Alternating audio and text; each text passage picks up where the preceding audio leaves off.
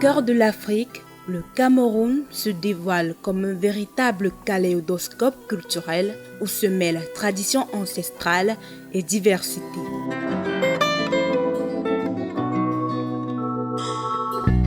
De la pointe des montagnes de l'Ouest aux plaines verdoyantes du Sud, chaque région du pays vibre au rythme de sa propre identité, tissant ainsi une toile multicolore de culture et de coutumes. Mais au-delà de cette diversité éclatante, se cache une histoire singulière qui a forgé l'unité nationale, la réunification des deux Camerouns. Le monument de la réunification reste aujourd'hui son symbole. Érigé en 1974 par le premier président de la République du Cameroun, Amadou Ahidjo, pour célébrer l'unité retrouvée entre le Cameroun anglophone et francophone, le monument de la réunification représente un tournant majeur dans l'histoire du pays.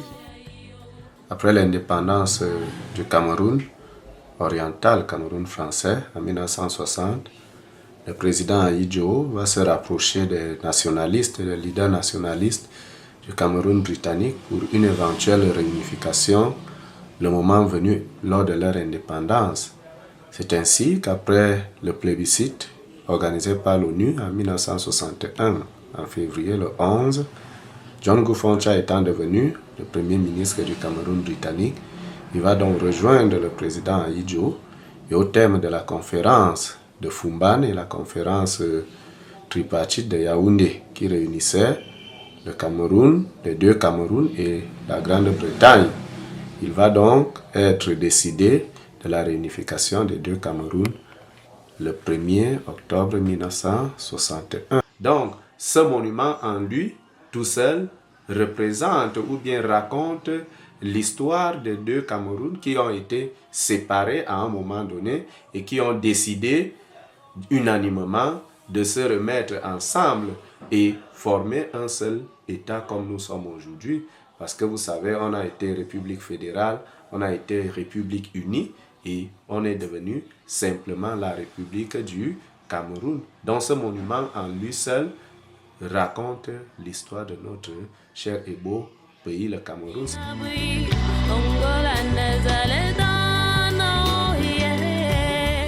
C'est donc ici, au centre de la ville de Yaoundé, lieu-dit rue Joseph Atemengue, que se dressent ces deux joyaux du monument emblématique, tel un phare de l'unité nationale incarnant l'histoire et la diversité culturelle du Cameroun.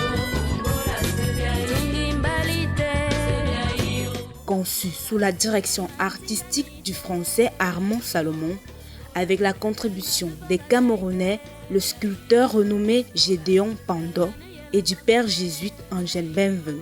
Ce monument imposant de 7 mètres de haut et pesant 53 tonnes est bien plus qu'une structure architecturale. Le monument principal, la tour en forme de spirale conique, ornée de fresques et de gravures racontant les récits des ères culturelles du pays, symbolise l'union harmonieuse des différentes communautés camerounaises. Du grand hall circulaire, décoré des œuvres de Monseigneur Angèle Benven, au sommet où convergent les entrées est et ouest, chaque détail de cette construction majestueuse évoque l'héritage riche et la quête constante d'unité.